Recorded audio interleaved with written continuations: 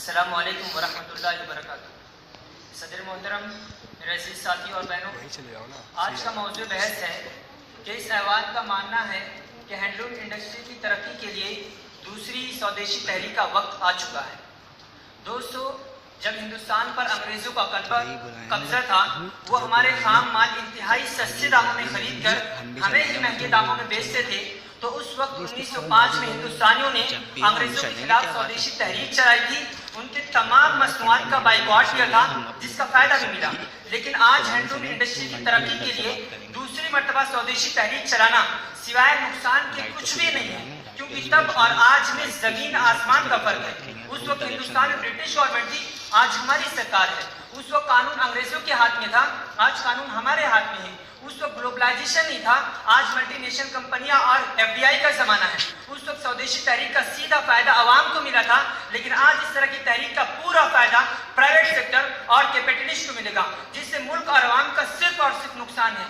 दोस्तों, एक बात याद रखिए कि जब तक आप चीज़ों को बाहर से एक्सपोर्ट और इंपोर्ट नहीं करेंगे, तरक्की नहीं कर सकते हैं, क्योंकि हर मुल्क में हर तरह के सामान को बनाने के लिए खाम माल को खरीदने के पैसे नहीं होते हैं या हर तरह की टेक्नोलॉजी नहीं होती है। तो इससे दोनों मुल्क का फायदा होता है। और दोस्तों, आप जानते हैं कि इस वक्त 3 तरह के मुल्क हैं। एक तरक्की याफ्ता ममालिक जैसे नीदरलैंड, जर्मनी, कनाडा वगैरह, यहाँ पर टेक्नोलॉजी बहुत ज़्यादा है, मजदूर की कमी है। और दूसरे वो ममालिक जो तरक्की पजीर और इंतहाई पिछड़े हुए हैं, यहाँ पर टेक्नोलॉजी बहुत कम है, आबादी बहुत ज़्यादा है, रोजगार की कमी है, तो इन्हें डेवलप्ड कंट्री में आसानी से नौकरी मिल जाती है, जिससे हमारे मुल्क का भी फायदा होता है। दोस्तों, अगर हमने हैंडलूम इंडस्ट्री के लिए दूसरी मर्तबा स्वदेशी तहरीक चलाई तो यकीनन एक्शन का रिएक्शन भी होगा। बहुत सारे हिंदुस्तानियों को जो बाहर मुल्क में हैं, उन्हें नौकरी से हाथ धोना पड़ेगा और इसका असर मुल्क पर भी पड़ेगा।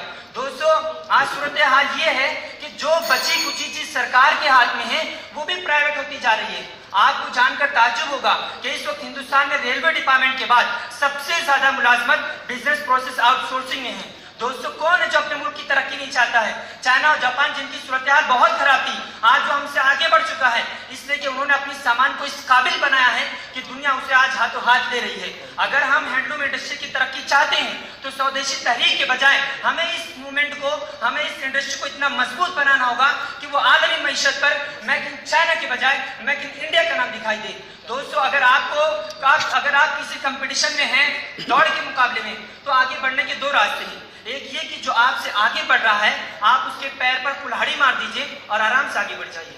और दूसरा तरीका ये है कि आप उससे भी ज्यादा मेहनत करके आगे बढ़ने की कोशिश कीजिए। फैसला आप पर है। दोस्तों, बस मैं एक शेर के साथ अपनी बात खत्म करना चाहता हूँ।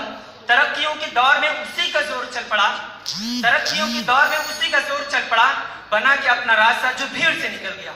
बहुत बहुत शुक्रिया।